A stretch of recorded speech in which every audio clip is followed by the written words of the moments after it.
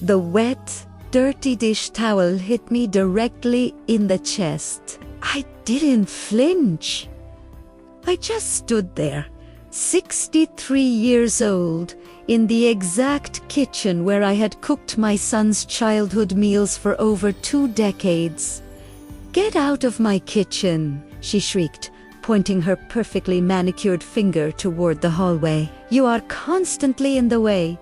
You ruin everything you touch, and you are completely useless. Go sit in the corner where you belong." I didn't look at Diana.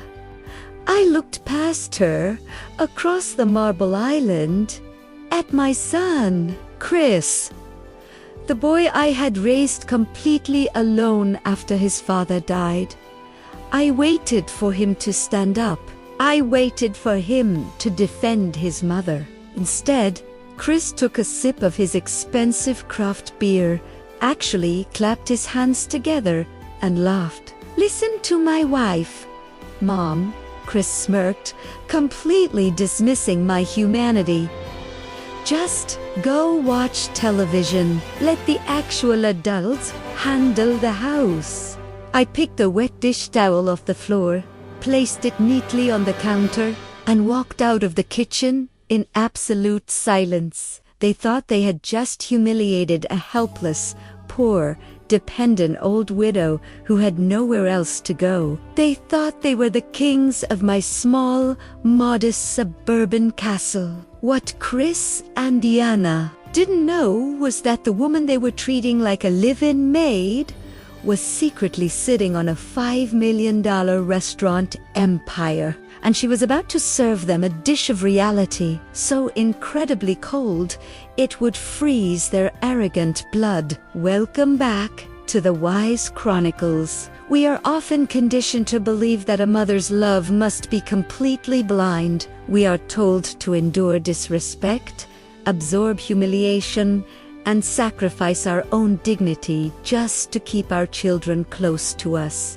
But what happens when the child you raised views your quiet modesty as a weakness to be violently exploited? What do you do when the son you gave your life to secretly plots to leave you completely homeless? Today's story is a breathtaking, heart-stopping masterclass in unbelievable self-control, tough love, and executing the most devastating, brilliant reality check in the history of family dinners. It is the story of a brave, resilient widow who hid her crown to test her son's heart, and the absolute hellfire she unleashed when he failed the test. If you believe that true respect is earned through actions, not entitlement, and that a mother's silence is a loaded weapon, please hit that subscribe button and turn on notifications. You do not want to miss the unbelievable true stories we share here on the Wise Chronicles. Now, let's go back to that kitchen where a bullied mother stopped wiping the counters and a self-made multi-millionaire woke up. My name is Martha. When my husband passed away 30 years ago, I was left with a mountain of medical debt and a 3-year-old son. I didn't have a college degree. I didn't have a rich family. What I had was my grandmother's secret recipe for incredibly spicy, authentic barbecue sauce and a completely unbreakable will to survive. I started selling sandwiches from a tiny, rusted food cart on a street corner. I worked 18 hours a day, smelling like smoke and grease. Slowly, that cart became a small diner. That diner became a restaurant. Over 3 decades, I quietly, methodically built a massive, highly successful chain of 7 incredibly popular barbecue restaurants across the state. My net worth skyrocketed to over $5 million. But as my bank accounts grew, I noticed something deeply disturbing happening to my teenage son, Chris. The moment we had a little extra money, Chris became incredibly greedy incredibly entitled and obsessed with status. He started treating service workers terribly. He only cared about designer clothes and showing off to his friends. I was terrified of raising a monster, so when he turned 18, I made a massive decision. I placed my entire empire, all the assets, and all the restaurants into a blind trust managed by a private wealth firm. I kept my modest 3-bedroom suburban house. I drove a 10-year-old sedan. I told Chris that I had sold the single restaurant I owned to pay for his college tuition and that I was now living on a fixed retirement income. I hid my $5 million empire completely in the shadows. I wanted my son to build his own life. I wanted his genuine love, not a relationship based on my checkbook. But my plan failed. Chris married Diana, a woman whose arrogance was only matched by her absolute laziness. 2 years ago, claiming they were trying to save money for a house, they moved into my modest home. Within a month, they took over the master bedroom.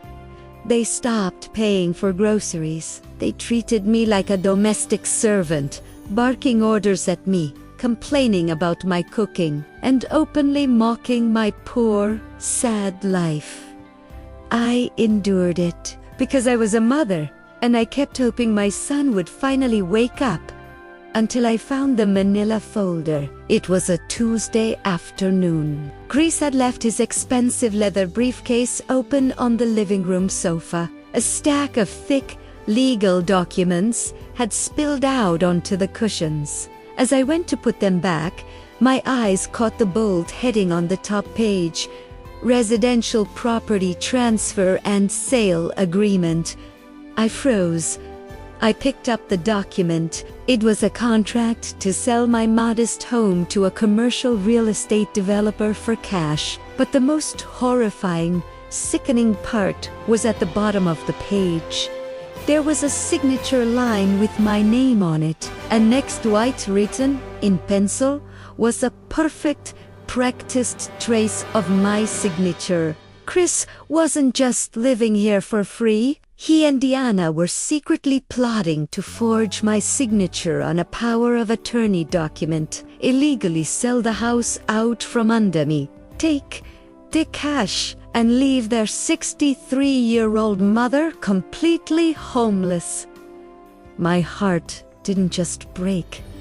It completely shattered into dust. I didn't confront him. I subtly placed a small, voice-activated digital recorder under the sofa cushion. For 3 days, I recorded their conversations. What I captured on audio was pure, unfiltered evil. Chris and Diana were drowning in exactly $200,000 of high-interest credit card debt, trying to maintain their fake, luxury lifestyle. Once we forged the old lady's signature, we take the cash, pay off the debt, and dump her in a cheap state facility. Chris's voice echoed on the recording, laughing with his wife. She won't even know what hit her. I didn't cry. I didn't break down. The mother who wanted to protect her son completely died, and the $5 million CEO took the wheel. The stage for my absolute revenge was set for that Saturday evening. Diana's father, Ritrada, ridiculously arrogant, boastful man who constantly mocked my poverty, was hosting a massive, catered family dinner at his country club. There were 30 people there. Richard was loudly bragging about his new boat, while Diana and Chris sat there looking incredibly smug, believing they were days away from cashing in my house. "I have a wonderful announcement," Chris said, projecting his voice to the entire room of 30 guests. "Diana and I have made the very generous, difficult decision to move my aging mother into an assisted living facility. We will be selling her house to cover her expenses. It's a huge sacrifice for us, but we must do what is best for her. Richard, Diana's father, nodded approvingly. Very noble of you, Chris. Taking care of your burdens. I slowly stood up from my chair. I didn't raise my voice. I didn't look angry. I looked at my son with absolute, freezing indifference. You aren't selling my house, Chris, I said calmly, because you don't own it.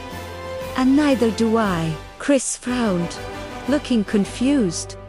Mom, sit down.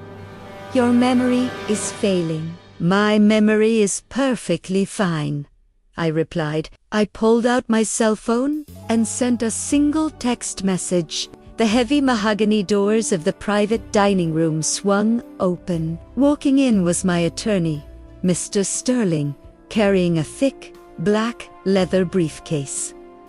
He walked directly to my side. Who is this?